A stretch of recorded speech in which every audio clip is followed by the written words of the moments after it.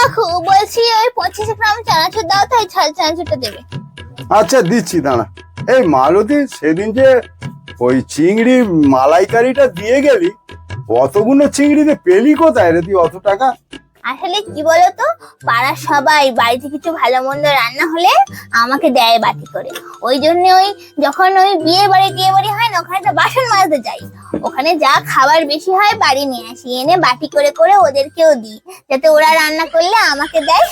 আর সেদিনকে না ওই কুকুরে মুখ দিয়েছিল চিংড়ি মাছের মালাইকারিতে, এতটা দিয়েছিল, সবাইকে দিয়েছি পাড়ার। এ বাবা, তুই কুকুরের এটা আমাদের খাইয়েছিস? আরে আমাদের ফ্যামিলির সব লোক খেয়েছে তো, তাদের তো সবাই হসপিটালে তাহলে ভ্যাকসিন নিতে হবে। বেশি বেশি কুকুর হলে কি হয়? কুকুর তো মানুষ নাকি? যত আমি বলছি পাড়ার সব লোকে, তুই যে তরকারি দিস এই কুকুর বেড়ালে রেটো, দাঁড়া তোর ব্যবস্থা হচ্ছে।